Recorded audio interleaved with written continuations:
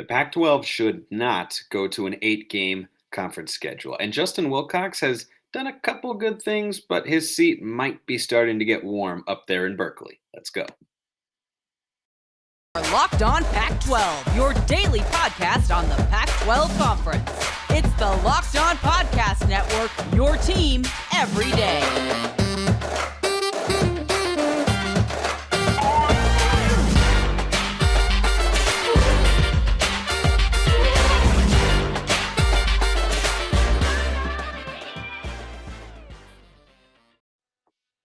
Welcome, everybody, to another episode of Locked On Pac-12. I'm your host, Spencer McLaughlin, D1 play-by-play broadcaster. Thanks for making this your first listen or your first view every day, part of the Locked On Podcast Network. This is your number one source to stay up to date with the Conference of Champions. Like, comment, subscribe wherever you're listening to or watching the show. I appreciate all of you who have already done so. You're all aces in my book, as Saul says, played by the late Carl Rayner in Ocean's 12. Ocean's 11, my favorite movie of all time. I better not get into that aside because I could probably cite the whole thing back to you here in about 30 minutes. But we begin things off today with a question from one of you out there. Cascadia Surfrider is the only way that I know this particular individual. If you ever want a question answered by me on the show for all the world to hear, you can do one of four things. That's right. There are four ways to get a question answered here on the show. You tweet with the hashtag AskLOP12, or you can DM me at Smalls_55 or at LO_Pac12. That's the Twitter account for the show. Please follow along so you can stay up to date with all the news from the Conference of Champions. Or you hop into the YouTube comments as Cascadia Surfrider did, and you get a question answered here on the show. He says, I'm assuming it's a he. It might not be. I apologize if it's not. Only the Pac-12 and the Big Ten play 9 conference games to the others playing only 8. The SEC has always played a late season cupcake that adds to the wins. Fact check, true. Rests starters, also true. And they don't have to possibly take a loss and starters getting hurt battling another conference team. That's a very good point. This extra conference game has hurt us numerous times in the last 2 decades, and if it changes, we should rarely see a Pac-12 team miss the playoff. Okay, the last part of that is not phrased amazingly. I think what he's trying to say is it would help the Pac-12's playoff chances if they only had an 8-game conference schedule. I do not believe that this is the case. Let's start with the initial question. Should the Pac-12 go to 8 conference games? No, no, and no. I am not a fan of that idea. Think about it like this.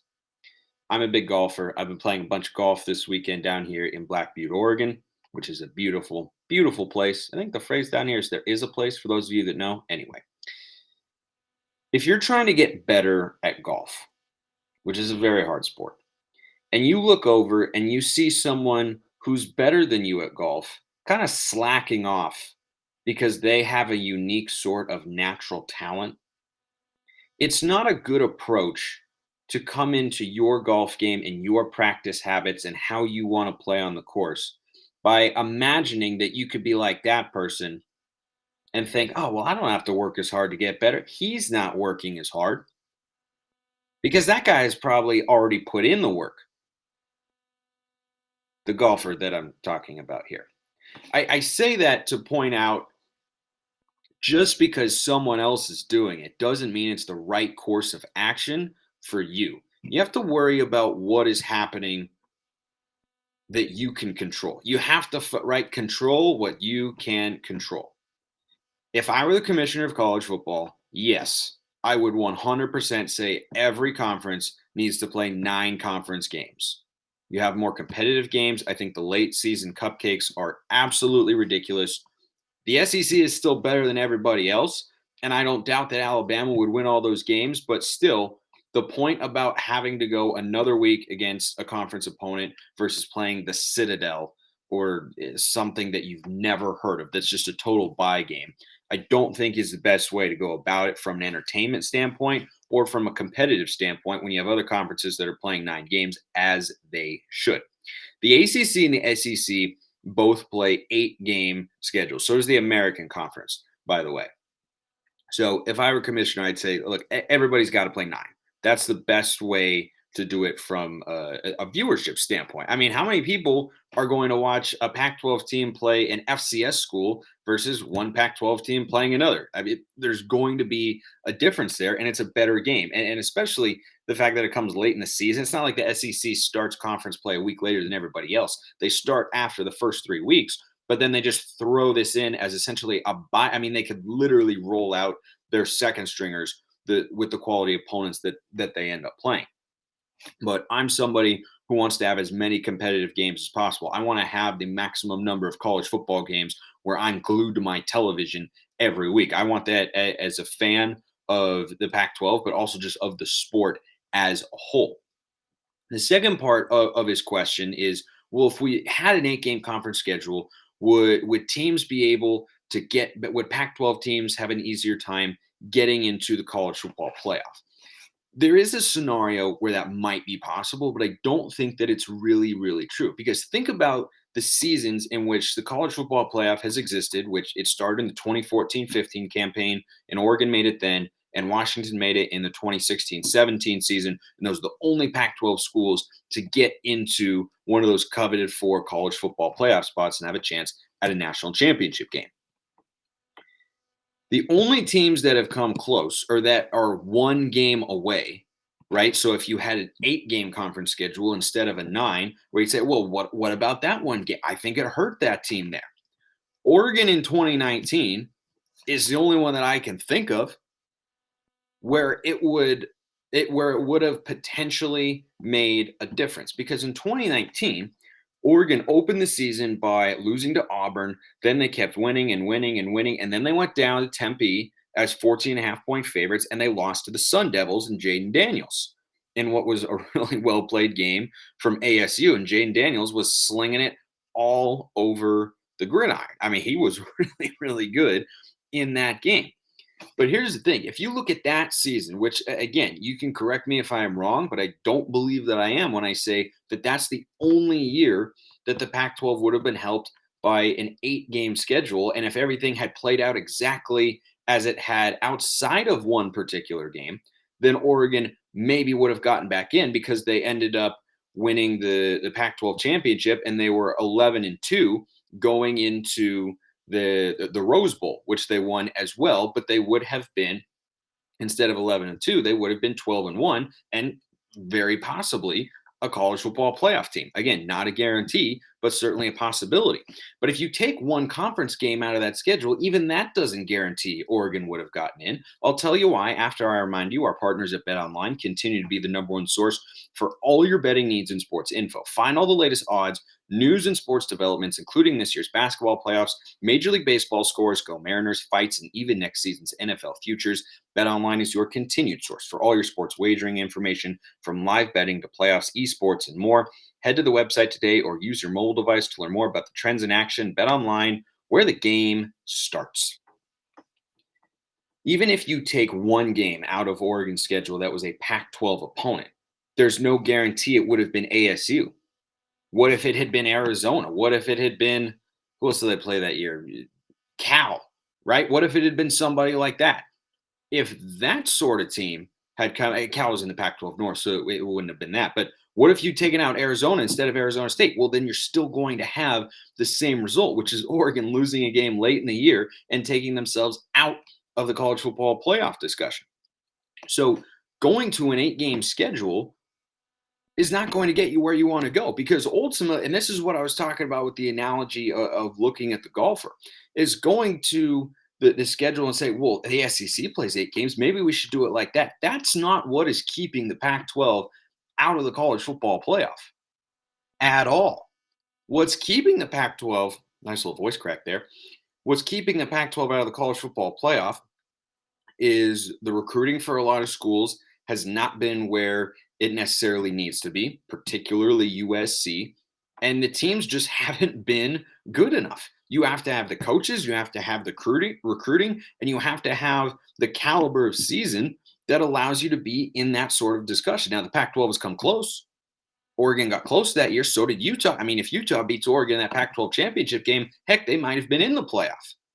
But again, one less conference game for that 2019 Utah team with Tyler Huntley and Zach Moss that was really, really good, and just ran into an Oregon team that got hot running the ball in that in that Pac-12 championship game at Levi Stadium.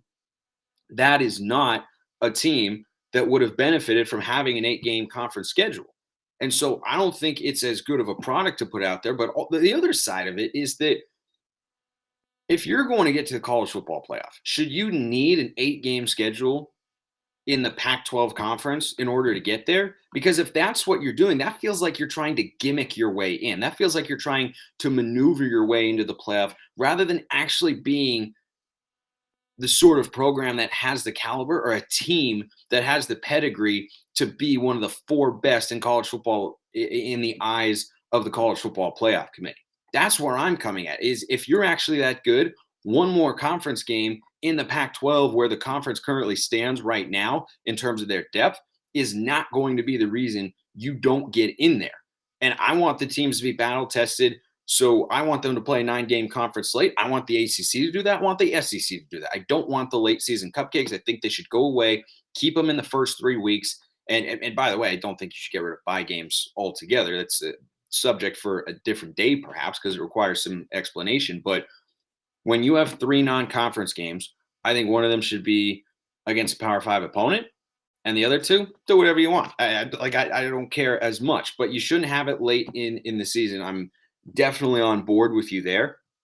But going to an 8-game conference schedule, that's not going to fix the problem. It's like that scene in Moneyball.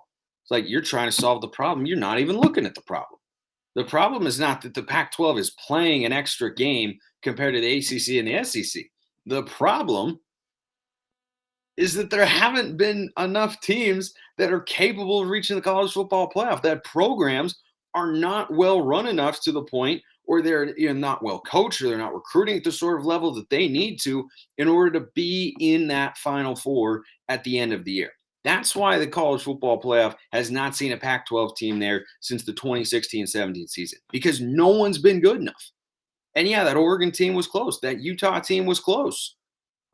But when you look at that 2019 Oregon team, this is a longer explanation once again, but that team was really good with Justin Herbert. They were not especially well coached on the offensive side of the ball. Marcus Arroyo is far from a brilliant offensive mind, and I think that has been proven when you look at the NFL career that Justin Herbert is having compared to what he did during his time at Oregon. He had a very good career, but now you look at it and go, boy, kind of looks like you left something on the table, Marcus Arroyo and Mario Cristobal. And I know for a fact there are a lot of Oregon fans who feel that way. And that Utah team was definitely good, right? They were capable of being there, and Utah has been in that discussion. But you have to also look at it from the perspective of like, oh, well, or you don't want to look at it from the perspective, if you're a Utah fan, of, oh, well, it's just that one game. If we'd just been Oregon, if we'd just done that, like, yes, but also look at this team a season ago, a team that I think could have maybe gotten to the college football playoff. But rather than looking at it of like, oh, we shouldn't have had such a tough schedule where they lost to BYU and I think San Diego State was the other one. Should have just had an easier schedule. No, you should have been able to go out on the field and execute in a way that doesn't let those teams be in the conversation when it comes to winning that particular football game. That's where I stand on that. So I appreciate the question. Cascadia Surfrider, whomever you may be out there, keep them coming. YouTube comments, Twitter, hashtag ask LOP12 or at Smalls_55 or at LO_Pac-12. Those are the ways you can get a question answered here on the show. But I am not in the camp of go to an 8-game conference schedule, because I don't think anybody wants to see a cupcake late in the year. I don't want other conferences to do it, but I want the Pac-12's. I want the Pac-12's best teams. I want the cream to rise to the crop.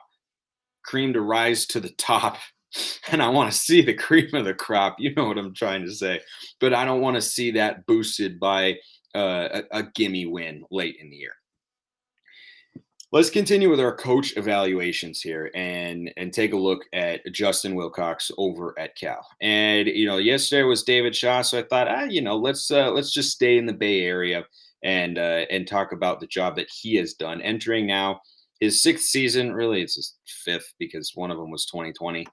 But in 4 real seasons, right, taking 2020 out, Justin Wilcox as Cal football's head coach is 25-25.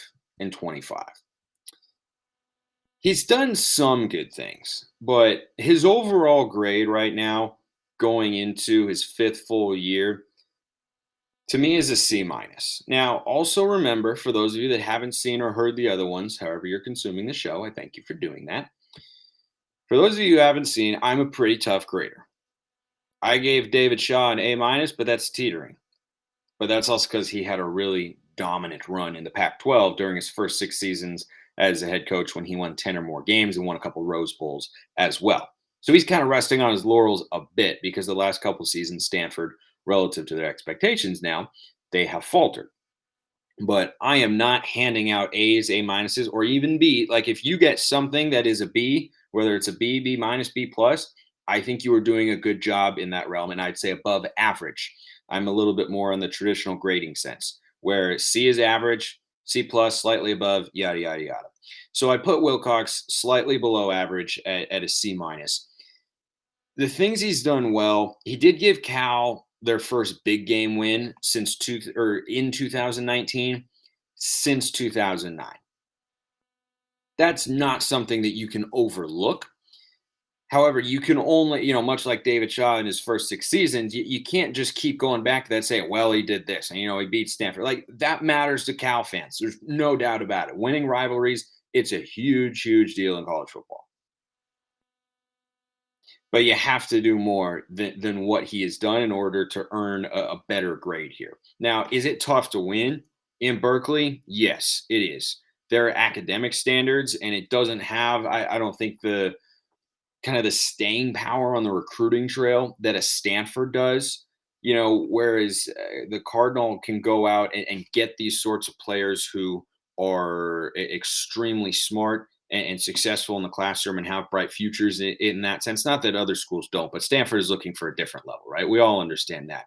Berkeley is an elite academic institution, but I don't think it has the national brand power in that sense that Stanford has. So if you're a top football player at a high school and you are, also very you have a tremendous academic prowess as well, and you want to advance those pursuits using football, if you could go anywhere, you're probably going to go to Notre Dame or Stanford. Cal is not as much in that mix. The other thing is, the fan support in Berkeley is not great. The institutional investment is pretty minimal. I mean, the resources that you've got up there, Berkeley is also not the prettiest of California cities compared to like a Los Angeles, for instance. In terms of the appeal that you have to recruits. I mean, it is still Northern California, and that's easier to recruit in theory than like Corvallis or Pullman. It rains a lot up there, not as much in Berkeley. So it's tough to win. However, it's not impossible. And we know that because Jeff Tedford from 2002 to 2009 had 8 straight winning seasons. Now, Justin Wilcox has had 2 winning seasons. They won the Red Box Bowl in an 8-win campaign in 2019. That's his best year as Cal's coach. But he's been under 500 in conference play every year. Overall, his record against Pac-12 foes is 14-22. That's not great. Again, that's 4 full seasons as Cal's head coach. That's not a great record. It's not terrible. It's not like he should be on the hot seat, but if things don't turn around for Cal this year, I have to imagine his seat is at least starting to get a little bit warm. Is there a huge, rich tradition at Cal the way there is at like a USC where an under 500 season is just not tolerated, unacceptable? No. Or Washington for that matter. It's not like that, but at some point, you have to start delivering winning seasons on a consistent basis. He's got to be at least 500 this year and get to a bowl game. I think if he's going to, have any sense of job security going into 2023, I don't think he's on the hot seat yet. But overall grade, I'd say he's at a C minus. Recruiting, I actually think that's been kind of his strongest area when I was doing some digging on this. So I'll give him a B. Now, when I look at these schools and I give out these grades, I am putting stuff, especially recruiting, in the context of what school you are at. So I'm assessing, how you're recruiting based on, the school the program that you're at, the resources you're typically given, and the brand that school has. And Cal's is not tremendously strong. They've had some good players over the years, no doubt. Keenan Allen, Deshaun Jackson, Marshawn Lynch, Aaron Rodgers, of course, back in the day. But Wilcox has done a better job than you would think recruiting at Cal. He had a top 30 class during his tenure, aside from the class of 2017, which is the year he was hired. And I never judge coaches that harshly on a transition year when they're taking over in a program. He's been in the top 50 each year, which for Cal, it was pretty solid. That maybe should be a B minus. Yeah, I'm actually gonna put that B minus, I think. But still, that's a solid place to be. And I think overall has been Wilcox's strongest area. Game management and scheme. And remember, we have 5 areas to grade coaches here: overall, recruiting, game management and scheme, player development, assistant hires. I think game management and scheme, Wilcox gets a C plus. The defense as well. He's been there. He came over from Washington, where he's the defensive coordinator. They've been stellar, and they should be. I mean, when you are known for being a coordinator on that side of the ball, and that's kind of the reason you were hired, is Washington had some really good defenses up there when he was on Chris Peterson's staff. That should be your calling card, and it definitely has been for Cal. Through all the struggles they've had during Wilcox's tenure, defense has been pretty consistently solid and at or near the top of the Pac-12 when you look at rankings in terms of the key statistics. So he recruits solid players defensively. He develops them pretty well. But the reason that he stays at a C plus, which is slightly above average, is because defense is it's good enough to contend for a Pac-12 conference championship, honestly. But the offenses have been a problem year in and year out. It's a recurring theme, and that's the biggest thing holding Cal back. It's not the defense, but they don't score enough points, and they just never have. I mean, when you're a defensively oriented head coach who comes from that side of the ball and hasn't had a lot, and Wilcox was, I believe, a DB at Oregon way back in the day, so that's really where he comes from. Some guys will go back and forth a little bit, but he's a defensive coach through and through, and he just hasn't found the offensive coordinator that he's needed to bolster the Bears' offensive repertoire to a point where they can be a legitimate player in the Pac-12 North, because they really haven't been. And that's just, become part of their identity, unfortunately. Player development, again, I'll go C plus. Slightly above average. Chase Garbers became a nice quarterback in the Pac-12. Cal's not bringing in a bunch of big time recruits, so the fact that they have sent some players onto the NFL, good, I think, is the linebacker that they just sent. Correct me if I'm wrong there, but I think guys like Evan Weaver was a really good player. But they're not bringing in these highly rated 4 stars or 5-star guys. It's just not part of what you have access to when you're the head coach at Cal. But still, they develop nice players, and they shape them up into really, really solid defenses. So doing more with less, I'll go slightly above average there. But again, the offensive development kind of lacking. And this is where I haven't given out a D yet in any particular area. I almost did here, but I'll go C minus on the assistant hires for Justin Wilcox, matching his overall evaluation. Bill Musgrave is just not not cutting it. He was hired after Bo Baldwin left to get a head coaching job, which you might hear and think, oh wow, well, he got hired to be a head coach, must be doing something right. Yeah, he went to take the head coaching job at Cal Poly. So if that's where your assistant offensive coordinator is getting hired to, after he put up some pretty bad numbers as the OC, it's not great. And, I remember, I don't even remember exactly where it was, but I saw something that was like an anonymous poll of coaches in the Pac-12 about where they ranked offensive coordinators schematically in terms of calling a game and how they saw them or value them. Bill Musgrave was at the bottom. He's been there for a couple seasons. This will be his second full season. He was hired in 2020. So we'll see what he's able to do, and if they're able to, get Jack Plummer into shape at a point where he's able to help Cal's offense take a big leap forward, because that's what they need. The reason I didn't go down to a D plus here, because the offensive coordinators they have not been good enough at all. The offense has just been so bad, and that's something that you have to be able to do if you're a defensive head coach. You got to be able to find kind of your kingmaker on offense, and that has not been something Justin Wilcox has been able to attain. But their defensive coordinator right now is Peter Sermon, who's been on the defensive staff for many years, and he looks to be really good. And the defensive coordinators they've had rolling through hasn't mattered as much because I think Wilcox calls the defensive plays, but they've been good, right? And so the defenses are good year in and year out. So that's the only reason I keep the assistant hires category out of the D department. No pun intended there, but I think overall, Wilcox, I don't think he's on the hot seat yet, but it's starting to warm up. Overall grade C minus, lowest of the coaches that I've evaluated so far, and we will keep it going, which is why you should like and subscribe wherever you are listening to or watching the show. I appreciate everyone listening. See you next time, and have a wonderful rest of your day.